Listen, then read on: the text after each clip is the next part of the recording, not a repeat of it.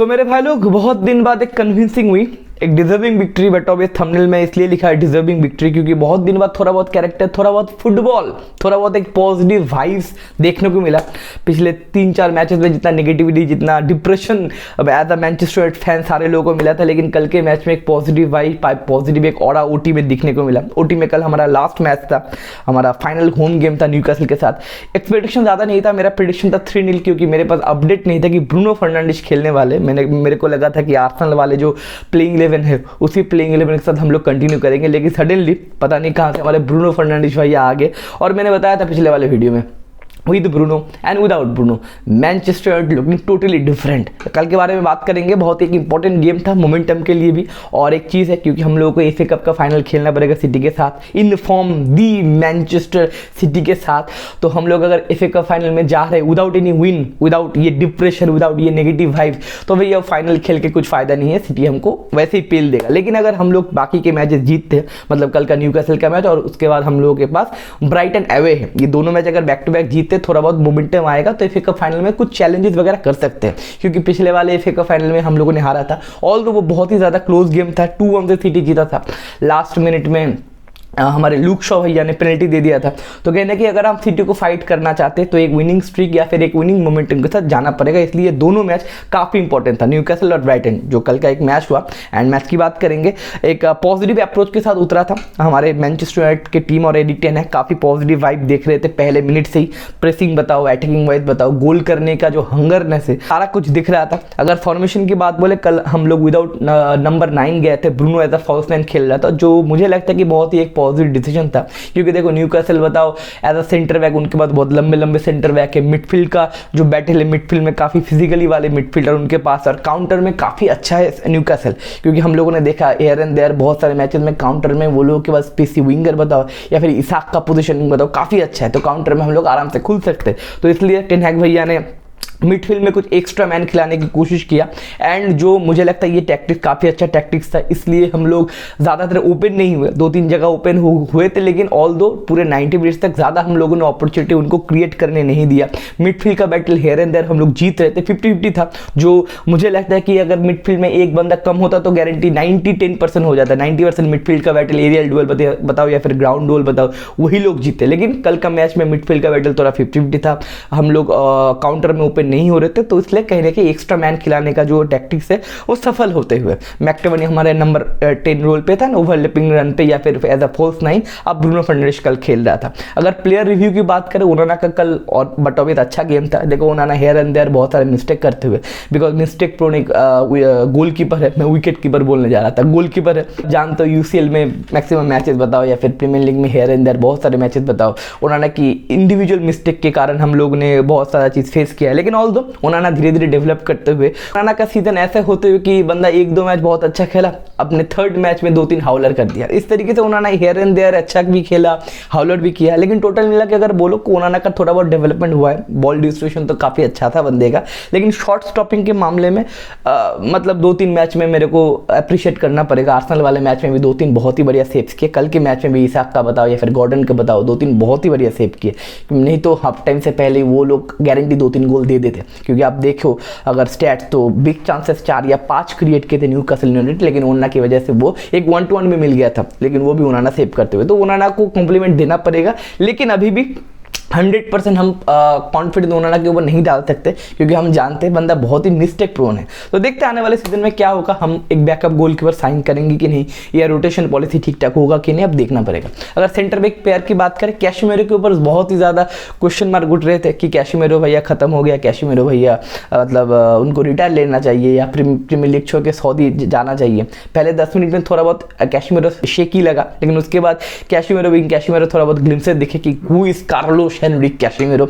एक बंदा goal line save भी करता है, टैकल मारता है बंदा, फिर फिजिकली डुएल जीतता है, या फिर काउंटर में बहुत सारी जगह पे कैशिमेरो एक अकेले दम पे काउंटर को रोकते भी हुए। तो कैशिमेरो जो पिछले साल का कैशिमेरो था, थोड़ा बहुत हम लोगों को ग्लिम्सेस दिखा। एंड बट ऑब्वियस कैशिमेरो आपको पता है Casemiro one of the my most favourite footballer, and उसके ऊपर इतना मतलब लोग क्रिटिकल हो रहे थे। ऑल दो बंदा डिफेंसिव मिडफील्डर है, बंदा सेंटर बैक खेल रहा है, आउट ऑफ पोजीशन खेल रहा है, एंड टैक्टिक्स बताओ टेन हैग का उतना सूटेबल नहीं हो रहा है इस जगह पे, इस फॉर्मेशन में, इस केओस में अगर बंदा अपना कंट्रीब्यूशन दे रहा है, उसके बाद कैशमेरो के ऊपर लोग क्रिटिकल हो रहे हैं, तो मुझे नहीं लगता कि क्रिटिकल होना चाहिए। मुझे अभी भी लगता है कि आने वाले मतलब और भी 2 साल कैशमेरो हाईएस्ट लेवल पे फुटबॉल पे कंट्रीब्यूट कर सकता है, एक अच्छा स्टेबल मैनेजर, एक स्टेबल फॉर्मेशन के अंडर। लेकिन बट ऑब्वियस कल के मैच में कैशमेरो का बहुत ही तगड़ा परफॉर्मेंस था। जो पार्टनर था जॉनी इवांस, उसके ऊपर मैं कुछ नहीं बोल सकता मेरे भाई। ऑल दो कल जॉनी इवांस का भी हियर एंड देयर ठीक ठाक ही गेम था, 1-2 जगह पे खुले थे क्योंकि भाई पेसी मतलब विंगर्स उनके पास है और जॉनी इवांस के बाद पेस तो भैया माइनस में।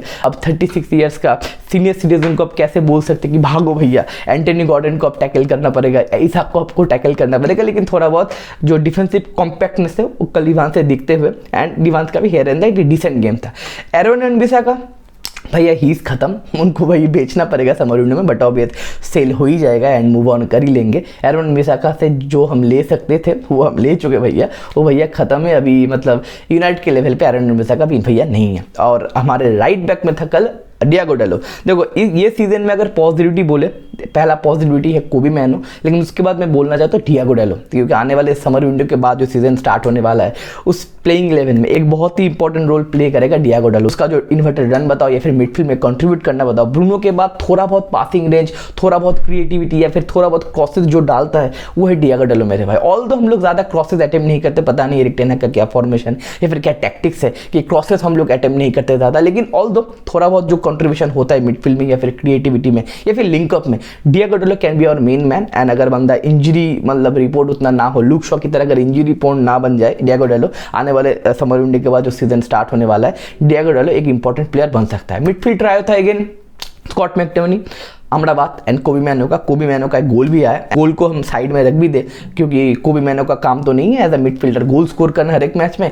काफ़ी बढ़िया गेम था कोबी मैनो का। आप बहुत सारे वीडियो में मैं एक चीज़ बोलता हूँ कि कोई अगर एक मिडफील्डर है जिसको अपना रोल पता है, जो बंदा कन्फ्यूज नहीं है, जिसको पता है कि मेरे को मिडफील्ड में क्या कॉन्ट्रीब्यूट करना है, जो बंदा हेयर एंड देयर से भागता नहीं है, लिंक अप प्ले वगैरह करता है, पासिंग ठीक ठाक तरीके से करता है। और कल देखने को मिला कोबी मैनो से बंदा थोड़ा फिजिकली डुएल भी थोड़ा जीत रहा था, बहुत बार हुआ था 2-3 जगह पे बंदे को टैकल कर रहे थे। 19-20 साल का लड़का है बट ऑब्वियस फिजिकली उतना स्ट्रांग नहीं है, लेकिन वो थोड़ा बहुत अपना बॉल रिटेंशन बताओ या फिर बॉल होल्ड करना बताओ, वो चीज़ धीरे धीरे डेवलप हो रहा है कोबी मैनो को। और भी ज़्यादा मैच शार्पनेस बताओ या फिर थोड़ा बहुत और एक्सपीरियंस बताओ, धीरे धीरे डेवलप हो रहा है, वो दिख रहा है। लेकिन जिस तरीके से हम लोग कोबी मैनो को यूज़ कर रहे हैं उस तरीके से अगर अगले समर विंडो के बाद अगले सीजन में अगर कोबी मैनो को हम लोग यूज़ करते तो बंदा इंजरी प्रोन बन जाएगा, क्योंकि 19-20 साल में भैया बॉडी उतना डेवलप नहीं होता। एक बार बंदे को इंजरी हो गया तो भैया 4-5-6 महीने के लिए बाहर चला जाएगा, जिसका प्राइम एग्जाम्पल है गावी और आपका पेड्री। आपको 19-20 साल के किसी भी लड़के को ओवर यूज नहीं करना है। अगर देखो जूड बेलिंगम की बहुत सारे लोग बात करते हैं कि जूड बेलिंगम को भैया यूज कर रहा है, लेकिन जूड बेलिंगम का बॉडी स्ट्रक्चर कुछ अलग लेवल का है। आप देखो पेड्री बताओ, गावी बताओ, कोबी मैनो बताओ, लेकिन जूड बेलिंगम को देख के लग रहा है कि भैया 19-20 साल का लड़का नहीं है, वो बंदा 28 साल का लड़का है। तो उसका जीन बताओ या फिर उसका बॉडी स्ट्रक्चर बताओ, कुछ अलग लेवल का है। लेकिन कोबी मैनो जैसा प्लेयर बताओ, मतलब Jude Bellingham is really very bulky and very strong looking guy, but कोबी मैनो उस तरीके का बंदा नहीं है। तो हम लोग एक मिडफील्डर को साइन करना पड़ेगा, उसको रोटेट करना पड़ेगा। ऑल्दो अगर ये सीजन का सुपरस्टार बताओ या इस सीजन का हम लोगों का खोज बताओ कि नया प्लेयर कौन एडिशन हुआ है, that is Kobbie Mainoo for me. And I think we are very lucky कि कोबी मैनो जैसा एक मिडफील्डर हम लोगों को मिला। उसके बाद अमराबाद थोड़ा बहुत ग्लिम्स दिखाते हुए 1-2 काउंटर पे अमराबाद भाई वो टैकल करते हुए, एम्बापे वाला टैकल फिर से अमराबाद ने कल किया। इसाक का एक 1-to-1 मिल गया था, लेकिन अमराबाद अपना बॉडी पूरा फेंकते हुए बहुत ही बढ़िया टैकल करते हुए, लेकिन नहीं तो वहाँ पे 1-1 हो जाता। बहुत ही बढ़िया एक गेम था अमराबाद की तरफ से। देखो अमराबाद को मैं गाली देता हूँ, अमराबाद को मैं अमरा फ्रॉड बोलता हूँ, लेकिन अगर कोई बंदा अच्छा गेम खेलता है तो उसको अप्रिशिएट भी करना पड़ेगा।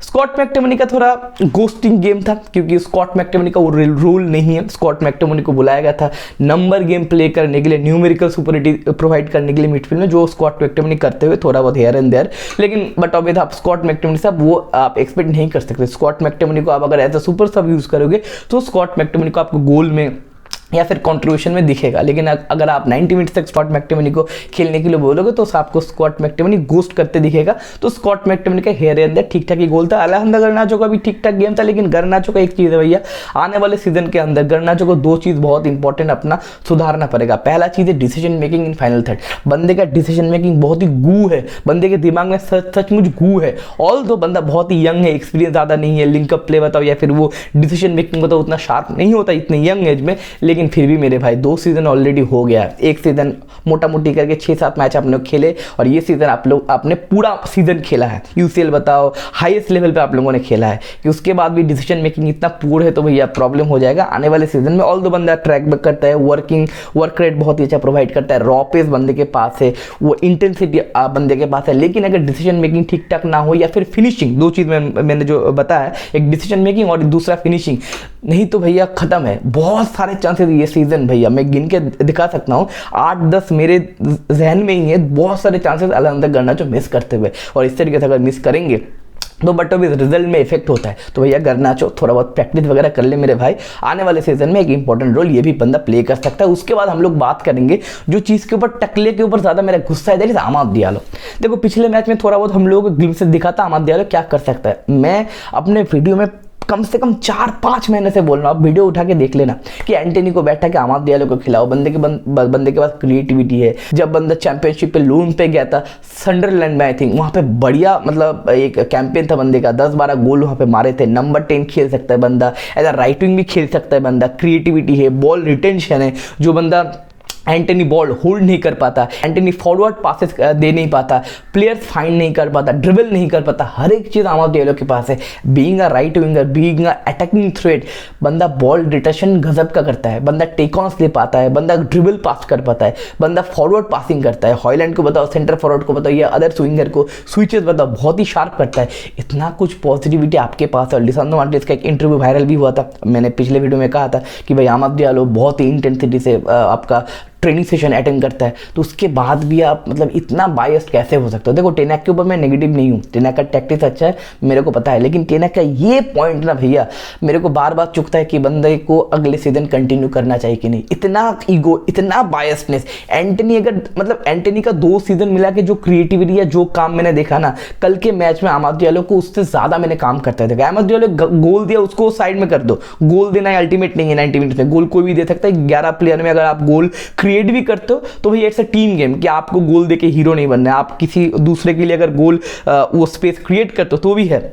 पूरा का पूरा 90 मिनट जो फुटबॉल मैंने देखा अमाद डियालो का, is far far far better from Antony. तो टकले क्या है पता है, खुदा से तो डर, मैंने स्टोरी में दिया था, खुदा से तो डरो मेरे भैया। एंटनी को प्रेफर कर रहे थे इस बंदे के ऊपर। एंड उसके बाद है ब्रूनो फर्नांडिस भैया, without Bruno Fernandes Manchester United relegation battle में जा सकता है। तो मैंने पिछले वीडियो में कहा था कि जितना गाली देना है गाली दो, जितना मतलब ब्रूनो को बोलना है कि भाई ब्रूनो इज अ प्रॉब्लम, ठीक है भैया, लेकिन ब्रूनो जब रहता नहीं है तब हमको पता चलता है कि ब्रूनो फर्नांडिस क्या प्रोवाइड करता है, क्या टेबल पे रखता है ब्रूनो फर्नांडिस। कल के मैच में क्रिएटिविटी, फाइनल थर्ड, बॉल निकालना, बॉल डालना, जो कोबी मैनो का जो गोल हुआ वहाँ पे कहने की क्रिएटिविटी ब्रूनो से ही दिखा। एंड लोगों को फाइंड करना, थ्रू पास निकालना, हर एक चीज़ ब्रूनो का भैया काबिल तारीफ है। मुझे लगता है कि ब्रूनो फर्नांडिस अगर मैनचेस्टर नहीं आता, अगर कोई दूसरे क्लब में जाता, तो मुझे लगता है बंदा यूसीएल बताओ या फिर आपके किसी और लीग बताओ, उसमें ज़्यादा इफेक्ट होता है। लेकिन ऑल दो बट अभी वे लकी इनफ कि ब्रूनो को ओल्ड ट्रैफर्ड पे देखने को हम लोगों को मौका मिला। And after sir Alex Ferguson era